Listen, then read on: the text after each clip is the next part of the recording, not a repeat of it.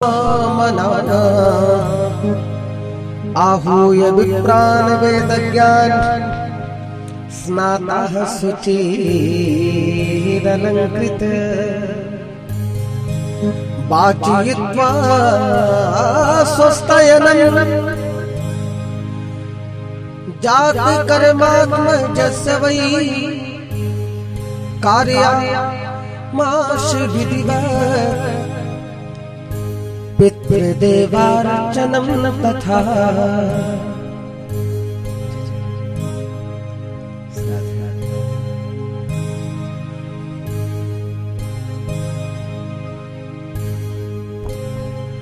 आप सभी लोग ताली से देते रहेंगे। बोलिए गुरुदेव भगवान की।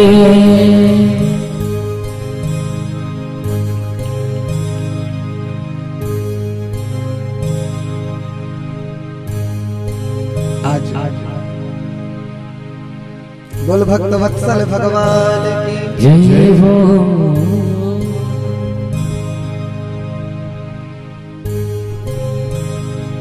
श्री आचार्य जी महाराज की जय हो। आज इस धरा का परम सौभाग्य श्री रविचंद्र चिन्मयानंद बापू जी महाराज का इस धर्म मंच पे सुंदर सा पदार्पण हुआ है। हम सभी के लिए बहुत हर्ष का विषय। और देखिए, भवतो दर्शनम यत्स्यात् अपुनर्भव दर्शनम, पुनर्भवानां जीवन मुक्तानां दर्शनम अपुनर्भव दर्शनम। अर्थात ठाकुर जी का तो दर्शन हम लोग प्राप्त ही कर रहे हैं। ठाकुर जी यहाँ पर पधारे हैं, इसलिए ठाकुर जी का दर्शन करने के लिए आप जैसे आचार्य वृंद संत वृंद पधारते हैं जो कि जीवन मुक्त है। तो ठाकुर जी के तो दर्शन हम समस्त भक्त वृंदों को प्राप्ति ही हो रहे हैं। सो जीवन मुक्त संतों का भी सानिध्य साविज्य एवं उनकी कृपा प्राप्त होती रहती, इसलिए पुनर्भवानाम जीवन मुक्तानाम दर्शनम अपुनर्भव दर्शनम। तो बड़े हर्ष का विषय हमारे बीच में आदरणीय श्री आचार्य जी महाराज का पदार्पण हुआ।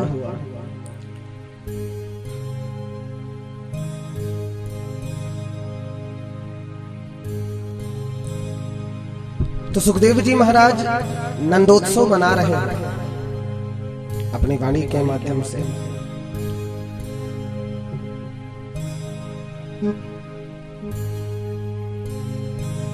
नंद के घर क्या हुआ है? आनंद।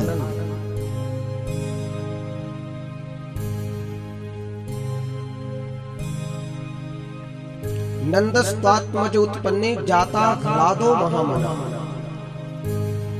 जाता आह्लादो मना महामना। थोड़ा इको कम कर दीजिए। नंद के घर आह्लादो जाता, साक्षात आनंद ही मानो प्रकट हो गया है। आनंद स्वरूप भगवान सच्चिदानंद स्वरूप है ही है, वही पधारे। तो जाता आह्लादो महामना, जरा शब्द शैली देखिए, आनंद नहीं, जाता आनंदो महामना नहीं, जाता आह्लादो महामना, यानी परमानंद नंद के आंगन में प्रकट हुआ है। भगवान जन्म नहीं लेते, भगवान अवतार धारण करते हैं। जन्म लेने में अवतार लेने में अंतर क्या है? हा? अवतार क्यों कहा गया? श्री राम प्रभु भी साक्षात प्रकट हो गए। भय प्रगट कृपाला दीन दयाला कौशल्या हितकारी हर्षित महतारी मुनि मनहारी अद्भुत रूप विचारे। और इधर नंद घर आनंद भयो जय कन्हैया लाल की।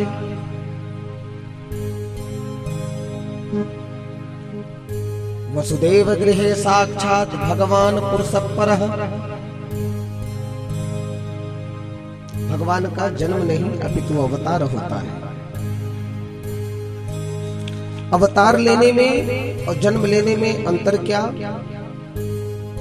जैसे एक व्यक्ति कुआं में गिर गया, एक व्यक्ति कुआं में गिर गया।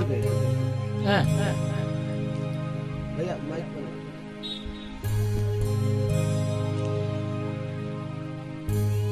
काफी लोग चिल्लाने लगे, भैया गिर गया गिर गया गिर गया, कुआं में गिरा है। एक लोग रस्सी लगा करके उसको उतारने के लिए गए, आचार्य जी, एक लोग रस्सी लगा करके उसको उतारने के लिए गए।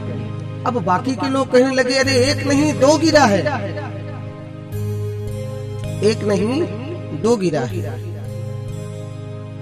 किसी ने कहा कि भाई एक गिरा था, एक उसको निकालने के लिए उतरा है, यानी जो गिरा है वो चोटिल हुआ है, घबराया है, और जो सहजता से उतर करके नीचे गया है उसको न कोई चोट है न कोई भय है, अपितु रक्षा करने के लिए गया है, बचाने के लिए गया है। वो चिल्ला नहीं रहा। जन्म लेने में अवतार लेने में यही अंतर है। जन्म वो लिया है कि जो कुआं में गिरा है, और अवतार वो लिया है कि जो कुआं में सहजता से उतरा है। न उसको कोई कष्ट है, न कोई वेदना, न ही कोई तकलीफ। तो प्रभु का अवतार होता है। इधर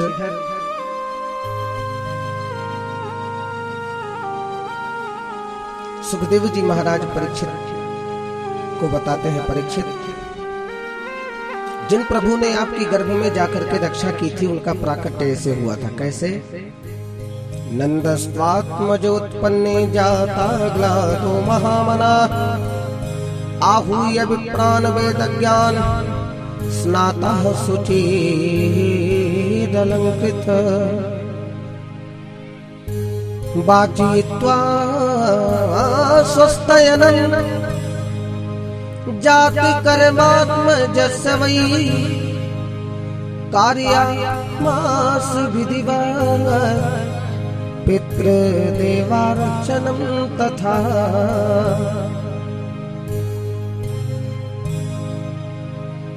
नंद के घर में आनंद प्रकट हुआ तो नंद बाबा ने आहूय विप्रान वेद ज्ञान, एक वेदी, दुवेदी, त्रिवेदी, चतुर्वेदी ब्राह्मणों को सभी को बुलाया। सभी को बुलाया और सभी ब्राह्मणों ने एक साथ मिलकर के स्वस्ति वाचन का पाठ किया। वाचयित्वा स्वस्तयनम। सभी ब्राह्मणों ने जमुना जी में स्नान किया, क्योंकि तब तक ब्राह्मणों को भी भगवान का दर्शन प्राप्त नहीं हो सकता जब तक कि जमुना जी में स्नान न करें, क्योंकि जमुना भक्ति है। जब तक अंदर भक्ति नहीं आएगी तब तक प्रभु का दर्शन कहां से प्राप्त होगा। इसलिए आहूय विप्रान वेद ज्ञान स्नातः शुचिर अलंकृत, जाकर के स्नातः शुचिर अलंकृत, जाकर के यमुना जी में स्नान किए, भक्ति सर्वांग शरीर में आई और नूतन वस्त्र धारण करके सभी ब्राह्मण देवता पधारे। सभी ब्राह्मणों ने एक साथ मिलकर के नंद बाबा के द्वार पर उनके आंगन में बैठ करके स्वस्ति वाचन पढ़ रहे हैं। हरिः ओम स्वस्ति न इंद्रो विधस्रवाः, स्वस्ति नः पूषा विश्ववेदाः, स्वस्ति नस्तारक्षो अरिष्ठनेमिः, स्वस्ति नो बृहस्पतिर्दधातु। तो वाचयित्वा स्वस्तैनं जात कर्मात्मजस्य वै। वेद पाठ करते हुए सभी ब्राह्मणों ने जात कर्म संस्कार करवाया। इधर नंद बाबा से सभी ब्राह्मण लोग पूजा कराने के लिए बैठे हैं और नंद बाबा से कहते हैं, बाबा अक्षत चढ़ाओ, देवता को अक्षत चढ़ाओ। मंत्र पढ़ते हैं, अक्षता सहस्रश्रेष्ठ कुमकुमक्ता सुशोभिता, मया निवेदिता भक्त्या गृहाण परमेश्वर। अक्षत चढ़ाने के लिए मंत्र ब्राह्मण देवता पढ़ते हैं, लेकिन नंद बाबा तो अपने लाला का दर्शन करने के लिए व्याकुल हैं। अक्षत चढ़ाने के लिए ब्राह्मण देवता बोलते हैं तो नंद बाबा ध्यान मग्न है अपने लाला की याद में, पुष्प चढ़ा देते हैं। ब्राह्मण देवता टोकते हैं, अरे बाबा ये क्या कर रहे हो, अक्षत का मंत्र पढ़ा जा रहा है, जरा ध्यान दीजिए पूजन पाठ में। अच्छा आगे से ध्यान देंगे भैया ब्राह्मण देवता, माफ कीजिएगा। पुनः अब पुष्प चढ़ाने का मंत्र पढ़ते हैं। हरि हे ओम ओखदि प्रतिमोदग्धम भगवती प्रसो वदेहि अस्वा एव सजितुर्विरुधा पाणिष्णवाः।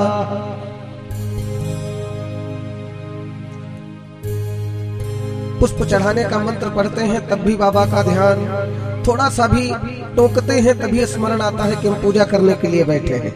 लेकिन जहाँ 90 साल की अवस्था में किसी को लाला प्राप्त हुआ हो तो पहले तो देखने के लिए व्याकुल नहीं हो, और नंद बाबा इतनी तपस्या के बाद लाला को पाए हैं तो क्यों ना हो। और जिसके घर में साक्षात भगवान प्रभु पधारे हो और उसी को उनके दर्शन से वंचित किया जाए, भक्त रुक पाएंगे भगवान का दर्शन किए बिना? भैया इसको जरा खोल दीजिए, ये वाली रस्सी खोल दीजिए, नहीं तो फिर दिक्कत हो जाएगी। और मान लीजिए भी माताएं तो धीरे धीरे आ रही हैं, किसी का वेग थोड़ा सा तेज रहा तो समस्या हो जाएगी। ये रस्सी खोल दीजिए। बोलो भक्त वत्सल भगवान की जय हो। तो पुष्प चढ़ाने के लिए कहा और नंद बाबा ने चढ़ा दिया शक्कर। ब्राह्मण नाराज होने लगे, अरे बाबा क्या कर रहे हो आप, ध्यान कहाँ है आपका? नंद बाबा ने हाथ जोड़ा, रे ब्राह्मण देवताओं हमको क्षमा करना, इतनी मन्नतें मांगने के बाद, इतनी वर्षों के बाद तो लाला प्राप्त हुआ है और दर्शन करने की इच्छा है, मेरा ध्यान वहीं पर लगा हुआ है, पूजन पाठ में मन नहीं लग रहा। तो ब्राह्मणों ने सोचा कि यदि पूजन पाठ में मन जब लगे तभी पूजन पाठ किया जाए, व्यर्थ की औपचारिकता निभाने से कोई फायदा नहीं। इसलिए नंद बाबा एक काम करो, आप तो हमें संकल्प दे दो, आप जा करके खूब छक करके अपने लाला का दर्शन करो, हम पूजन पाठ स्वयं कर देंगे। ठीक है महाराज, संकल्प दिया ब्राह्मण के हाथ में। ब्राह्मण लोग इधर पूजन कर रहे हैं, इधर नंद बाबा बढ़े अपने लाला का दर्शन करने के लिए। तब तक नंद जुग्वालन आ पकड़े, कहीं लोगन नाचन को बिबसाए, गोद भरे कसी फेंक चले, तब नंद बाबा सबके मन भाए। नाचत देख के नंद बाबा सब नाचत नाच उमंगन छाए, काहू ने लाद नंद के ऊपर डाल दियो सब लोग हंसाए। नंद बाबा को पकड़ करके सभी ग्वाल बाल नंद बाबा से कहते हैं, बाबा पहली बार जब लाला का मुखड़ा देखा जाता है ना, तो देखने से पहले नाचा जाता है। नंद बाबा बोले कि भैया 90 साल की अवस्था में कहाँ नाच पाएंगे, कुछ भी हो बाबा आज तो नाचना पड़ेगा, कुछ भी हो। ठीक है भैया, अगर ऐसी बात है, अब जो कुछ भी कह रहा है उसको नंद बाबा मान ले रहे हैं कि हाँ शायद होता होगा। नाचने लगे नंद बाबा। नाचत देख के नंद बाबा सब नाचत नाच उमंगन छाए, काहू नेला दधि नंद के ऊपर तो छाड़ दियो सब लोग हंसाए। किसी ने एक ग्वाला गया भागता भागता, एक मटकी में माखन लेकर के आया और पूरा का पूरा माखन नंद बाबा के ऊपर डाल दिया। नंद बाबा ने कहा क्यों डाली के, या मेरो चोखो सो वस्त्र तेने पूरा मिट्टी में मिलाई दिया, या माखन को ऊपर से डालने की क्या जरूरत। ग्वाला हंस करके बोला लाला बाबा पहली बार लाला को मुखड़ो माखन में सराबोर होने के बाद ही देखो जाए। अच्छा ये बात है, ठीक है भैया बहुत अच्छा किया आपने। अब जैसा ही जो कुछ भी कह रहा है नंद बाबा उसको मान ले रहे हैं। बड़ा ही सुंदर सा भाव है नंदोत्सव का। धेनूनां निभते प्रादात् विप्रेभ्यः समलंकृते दिलांत्री सप्तरत्नौघः श्राद्धिको परावृता। नंद बाबा 2 लाख गायों का दान किए ब्राह्मणों को, और ऐसी वैसी गायों का नहीं, देसी गायों का, श्यामा गायों का। और ऐसे ही दान नहीं किया, सींग सोने से मिढ़ करके, खुर चांदी से मिढ़ करके 2 लाख गायों का दान किया। सुखदेव जी महाराज कहते हैं परीक्षित, नंदो महामनास्तेभ्यो वासोलंकार बोधनम सूतमागद पंडेभ्यो ये विद्योपजीविनः। नंद बाबा को उत्सव देख करके सूत मादक बंदी जन जो हैं वो भी आकाश से सुमन वृष्टि कर रहे हैं कि धन्य हो नंद बाबा, आपके घर में साक्षात लोकाधिपति पधारे हैं। नंद बाबा आज महामना हो गए हैं, सब कुछ लुटाए जा रहे हैं, पूरा खजाना।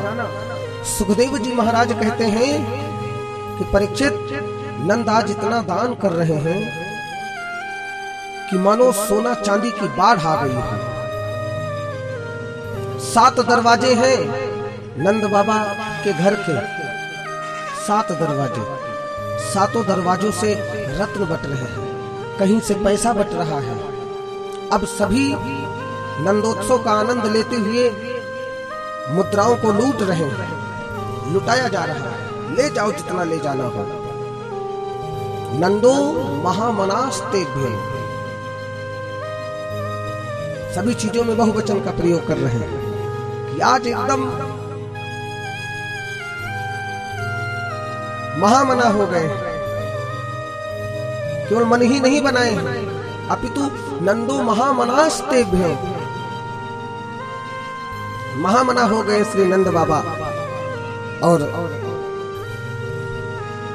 एक गेट से पैसा लुटा रहे हैं। पैसा लेकर के जब रास्ते में जा रहे होते हैं लोग, तब किसी को देखते हैं कि वो सोना चांदी लेकर के जा रहा है। अच्छा चांदी, पैसे को वहीं पर फेंकता है, पैसे को वहीं पर फेंकता है। भैया ये चांदी किस गेट पर बट रही है? गेट नंबर 1 पर।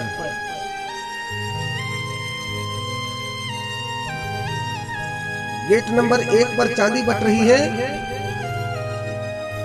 भागता हुआ जाता, पैसे को वहीं पर फेंक दिया, चांदी लेने के लिए दौड़ा। चांदी लेकर के लौटा ही था, तब तक किसी को सोना लाते हुए देखा, सोने के आभूषण, बर्तन, सब कुछ, तमाम चीजें। तो उसको देख करके पूछा, अरे भैया ये सोना कहाँ पर बट रहा है? अरे बोले आपको नहीं पता, 2 नंबर गेट पे सोना बट रहा है। अच्छा, चांदी को वहीं पर दही मारा, फेंका, सोना लाने के लिए गए। सोना ला, जब सोना को गया लिया, उसके बाद पुनः जब रास्ते में आने लगा तो किसी को देखा कि वो हीरा लेकर के जा रहा है, हीरे के आभूषण। पुनः पूछा, अरे भैया ये हीरा किस गेट से बट रहा है? बोले 3 नंबर गेट से। जाइए लेकर के आइए, किसी को मना नहीं किया जा रहा, जो जितना मन हो उतना लेकर के आए। अब सोने को वहीं पर फेंका, हीरा लाने के लिए गया। नंद बाबा कहते हैं कि परीक्षित, मानो आज पूरे गोकुल धाम में, पूरे ब्रजमंडल में माता लक्ष्मी नृत्य कर रही हो। मानो सोना चांदी हीरे मोती जवाहरात की बाढ़ आ गई हो। इतना महामना होकर के श्री नंद बाबा अपने लाला के जन्मोत्सव को मना रहे हैं। क्यों ना हो, प्रभु आए हैं। भगवान साक्षात नंद बाबा के घर में जन्म लिए। भगवान भी आ जाए तब वहां पर भी कोई अपूर्णता रहे, हो नहीं सकता। प्रभु का तो नाम ही है, विद्वानों ने कहा है। श्री वेदव्यास जी भी स्वयं कहते हैं, पूर्णमदः पूर्णमिदं पूर्णात् पूर्णमुदच्यते पूर्णस्य पूर्णमादाय पूर्णमेवावशिष्यते। प्रभु की सारी चीजें पूर्ण, वो स्वयं भी परिपूर्ण परमात्मा है। बोल भक्त वत्सल भगवान की जय हो, नंद के लाला की जय हो। सभी ग्वाल बाल साथ में मिलकर के नंद बाबा के साथ नंदोत्सव मना रहे हैं। तब तक नंद बाबा को याद आया कि हमको कर देना है।